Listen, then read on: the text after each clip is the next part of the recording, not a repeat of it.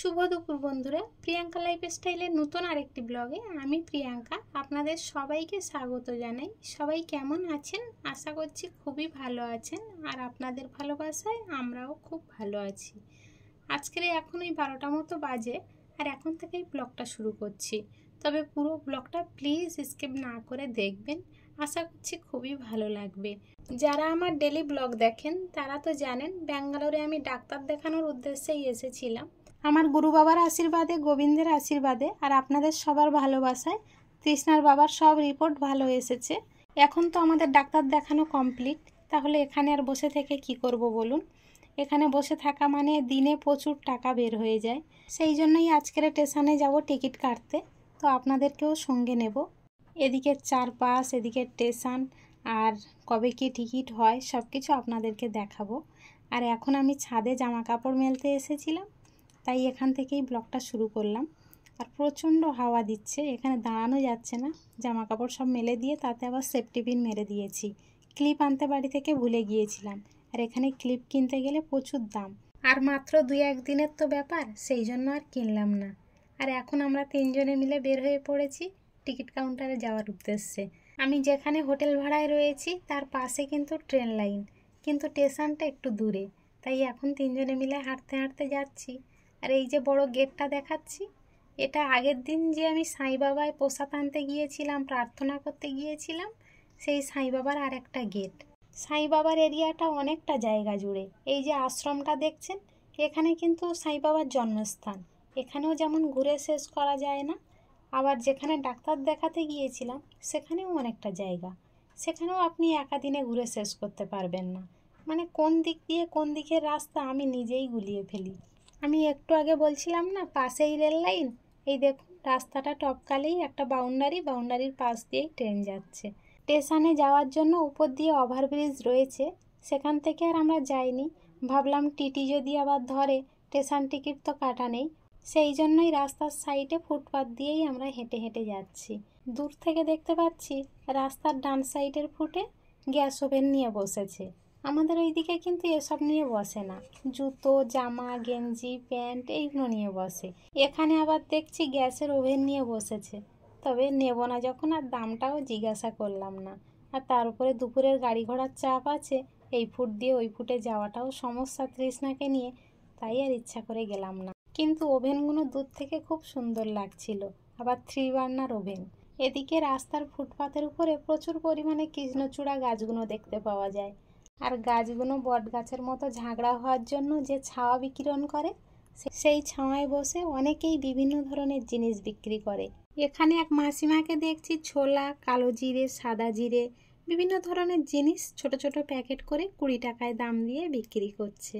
আর এখানে যত ফলের দোকান দেখবেন আপনি, প্রত্যেকটা দোকানেই আপনি পাকা পেঁপে পাবেন। এমনকি হসপিটালে রোগীদেরকে প্রতিদিন পাকা পেঁপেও খেতে দেয়। তৃষ্ণার বাবা যখন ভর্তি ছিল হসপিটালে, তখন কিন্তু পাকা পেঁপে খেতে দিত প্রতিদিন। আর এখানে পেঁপের দামটা কিন্তু একটু সস্তা আছে। আর এখানে ফুলের দাম খুব সস্তা জানেন। এখানে বড় বড় গোলাপটা দেখা যায় না, ছোট্ট ছোট্ট গোলাপগুলো দেখা যায়। আর ফুলের মালাগুলো খুব ঠাসা মালা, বড় বড় মালা হয়। যে গোলাপের মালাগুলো ঝুলছে দেখলেন, ওগুলো 200 টাকা করে পিস নেয়। আর যে রজনীগন্ধার মালাগুলো রয়েছে, ওগুলো 100 টাকা করে পিস। অনেকটা কম দামে পাওয়া যায়। আমাদের ওখানে হলে এই রজনীগন্ধার মালাগুলো 250-300-র নিচে দেয় না। আর এই গোলাপের মালাগুলো তো 600 কি 700 রেট বলেই বসবে। কিন্তু তুলনামূলকভাবে এখানে দেখলাম ফুলের দামটা কম, আর পেঁপের দামটা কম। তবে এখানকার পেঁপে তাড়াতাড়ি নরমও হয়ে যায় না জানেন।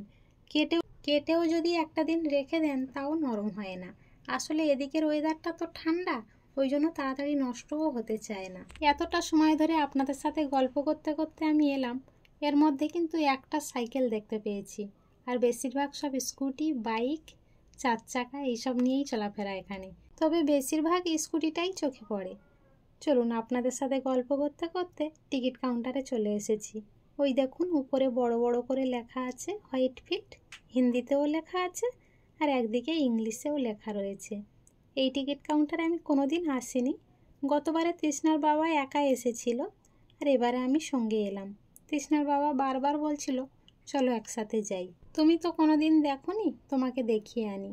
আসলে আমি ওই অতটা রাস্তা হাঁটবো না বলে তাই আসতে চাইছিলাম না। চলুন এবারে ভিতরে চলে এসেছি।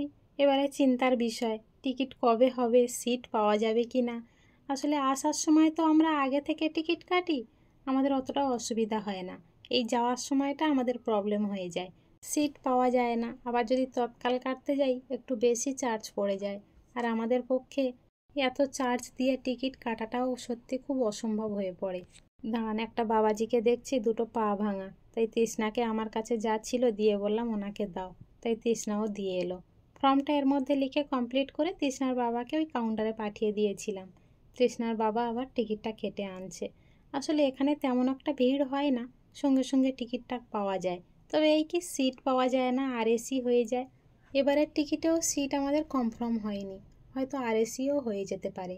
25টা 26টা ওয়েটিং রয়েছে। তবে দেখা যাক সেই দিন পর্যন্ত কি হয়। আরএসি হয়ে গেলে তবুও তো একটা সিটে দুজন বসে যাওয়া যাবে, কিন্তু যদি আরএসি না হয় তখন তো আরও বেশি সমস্যা। আর এই যে টিকিট কাউন্টারের বাইরের সাইডটা আপনাদেরকে দেখাচ্ছি। আমি আস্তে আস্তে আপনাদেরকে ওভারব্রিজের কথা বলছিলাম। ওই যে ওভারব্রিজ, ওই ওভারব্রিজ দিয়ে সোজা গেলে আমরা যে হোটেলে থাকি সেখানেই নামা যায়। ওদিকে এখন আর যাব না, তৃষ্ণা আইসক্রিম খাবে বলছে, ওকে আইসক্রিম খাইয়ে নিয়ে তাই বাড়িতে যাব। এখানকার টিকিট কাউন্টারটা দেখুন কি সুন্দর পরিষ্কার পরিচ্ছন্ন। যে কোনো জায়গায় এরকম পরিষ্কার পরিচ্ছন্ন থাকলেই কিন্তু দেখতে সুন্দর লাগে, তাই না বলুন? আর এখন চলে এসেছি আইসক্রিমের দোকানে। আপনারা দেখছেন ফল রয়েছে, এখানে ফলের জুস করেও বিক্রি হয়। এই দোকানটাতে তো দেখছি সব রকমের জিনিস রয়েছে। একদিকে ফল রয়েছে, জল রয়েছে, তেল, কোলগেট, এদিকে রুটি, বিস্কুট, ম্যাক্সিমাম খাবারই এখানে রয়েছে। আসলে কেউ এলে এখান থেকে আর ফিরে যাবে না। আবার আইসক্রিমের বাক্সটা বাইরের সাইডে রেখেছে। এই যে তৃষ্ণা আর তৃষ্ণার বাবা আইসক্রিম চয়েস করছে। তৃষ্ণা এটা পছন্দ করেছে, ও এটাই খাবে, আর আমরা দুজনে এই আইসক্রিম খাবো। তবে আইসক্রিমের দাম এখানে তুলনামূলকভাবে কম আছে, আর আইসক্রিমের টেস্টটাও খুব সুন্দর ছিল। তৃষ্ণাও আমার আইসক্রিমটা খাচ্ছিল, আর পরে ওর আইসক্রিমটাও আমি খেয়েছিলাম। ওর আইসক্রিমে একটু চকলেট কম, আর আমাদের আইসক্রিমে একটু চকলেট বেশি। খুব সুন্দর লাগছিল। তবে এখানে দাঁড়িয়ে দাঁড়িয়ে আর খাবো না, গাড়ি ঘোড়া চলছে, একটু ধুলোবালি উঠছে তো, তাই তৃষ্ণাকে বলছিলাম চলো একটা গাছের তলায় বসি। তাহলে চলুন আমরা আইসক্রিমটা খেয়ে নিই। আর ব্লগটা বেশি বাড়াচ্ছি না, এখানেই শেষ করছি। দেখা হচ্ছে খুব শীঘ্রই নতুন আরেকটি ব্লগের সাথে। ততক্ষণ পর্যন্ত সবাই ভালো থাকবেন, সুস্থ থাকবেন, সাবধানে থাকবেন। আর ব্লগটা কেমন হলো অবশ্যই কমেন্টে জানাবেন। ভালো লাগলে একটা লাইক করে দেবেন।